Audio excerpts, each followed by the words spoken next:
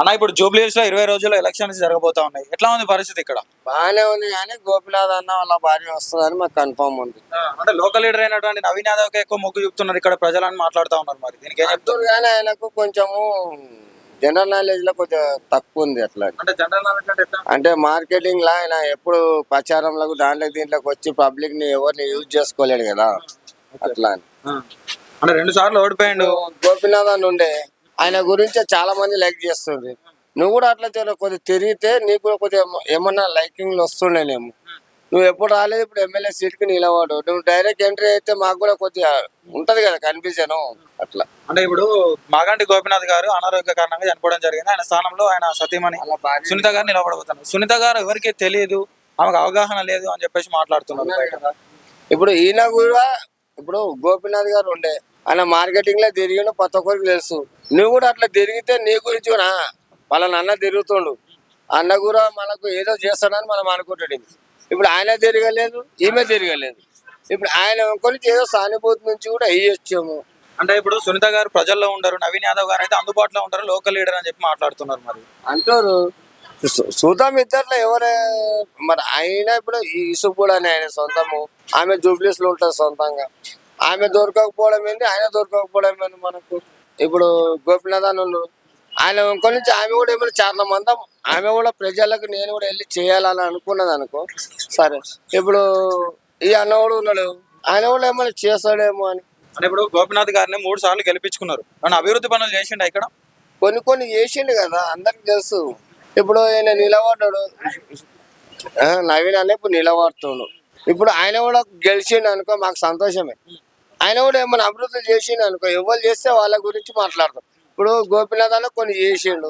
ఇప్పుడు అట్లే నువ్వు కూడా గెలిచినాక నువ్వు కూడా ఏమైనా చేసినావు అనుకో, నెక్స్ట్ మళ్ళీ మీరు వచ్చిన అనుకో, మేము ప్రాబ్లం ఇస్తాం నీకు. అంటే బీఆర్ఎస్ పార్టీ నుండి చూసుకున్నట్టయితే మాగంటి గోపినాథ్ గారికి 2 భార్యలు ఉన్నారని చెప్పేసి అంటా ఉన్నారు. అంటే వాళ్ళకి 2 భార్యలు ఉన్నారని చెప్పి ఇప్పుడు పివి విష్ణువర్ధన్ రెడ్డి గారితో నామినేషన్ వేయించింది బీఆర్ఎస్ పార్టీ అని చెప్పి మాట్లాడుతూ ఉన్నారు. దీనికి ఏం చెప్తారన్నా? ఇప్పుడు 2 భార్యలు ఉన్నారా, మనకు 3 భార్యలు పర్సనల్. మనకు ఇప్పుడు ఏదో జరిగిపోతుంటాయి కొన్ని. అంటే పివి విష్ణువర్ధన్ రెడ్డి గారే నామినేషన్ వేయించారు బీఆర్ఎస్ పార్టీ. వేయించారు.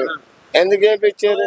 ఇప్పుడు సెకండ్ భార్యలో ఫస్ట్ భార్య మధ్యలో ఎవరో ఒకరు టాకింగ్ చేస్తుంటాం. ఇప్పుడు ఈయన కూడా గెలవద్దని మస్తు చేస్తాం, ఆమెను కూడా రానియొద్దు, ఆమె కూడా 2 పిల్లలు 3 పిల్లలు అంటాం. ఎందుకని ఒకరి మీద ఒకరికి కక్ష ఎందుకు? ఎవరు గెలిచినా మాకు సంతోషం. బస్. అంటే ఇప్పుడు ఎలక్షన్స్ రీత్యా 3 పార్టీలు జోరుగా ప్రచారం చేస్తా ఉన్నాయి. సో మరి ఎట్లా ఉంది?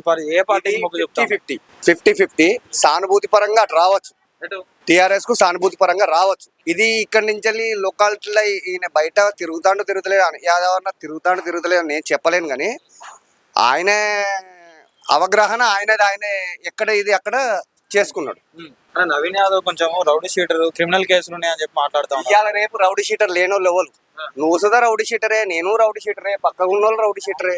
ఇక్కడ బీజేపీ పార్టీ పరిస్థితి ఏంది, లంకల దీపక్ పరిస్థితి ఏంది అని చెప్పి మాట్లాడు. బీజేపీది కష్టం, ఎవరు ఉండరు, ఎవరు రారు.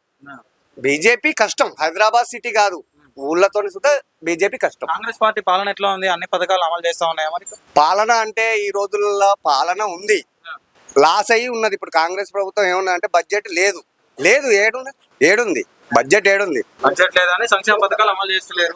అమలు ఉన్నాయి, కొన్ని ఎంతవరకు చేయాలో అంతవరకు. ఇప్పుడు ఈ రోజు ఒక కుటుంబాన్ని నడపాలంటే 2 పిల్లలు, భార్య, భర్త, ఓ రూమ్ కిరాయి తీసుకొని ఉండి అది జీతం చేసి అంటేనే ఇక నీకు స్టేట్ నడపాలంటే ఎక్కడి నుంచి అవుతుంది? పరిస్థితి ఎందుకు వచ్చింది అంటారు? అప్పుల పాలైపోయారు. కేసీఆర్ చేసి వచ్చిన వాళ్ళంతా అప్పులే. కేసీఆర్ ఏం చేసింది లేదు, కేసీఆర్ ముంచింది అన్నది లేదు, కాంగ్రెస్ ముంచింది అన్నది లేదు. అధికారంలో ఉంది కాంగ్రెస్ పార్టీ. లోకల్ నాయకుడు నవీన్ యాదవ్ గారు పోటీలో ఉన్నారు కాంగ్రెస్ పార్టీ నుంచి. కాంగ్రెస్ పార్టీ గెలిచే అవకాశాలు ఎక్కువ కనిపిస్తున్నాయని చెప్పి మాట్లాడుతున్నారు బయట. దీనికి ఏం చెప్తారు?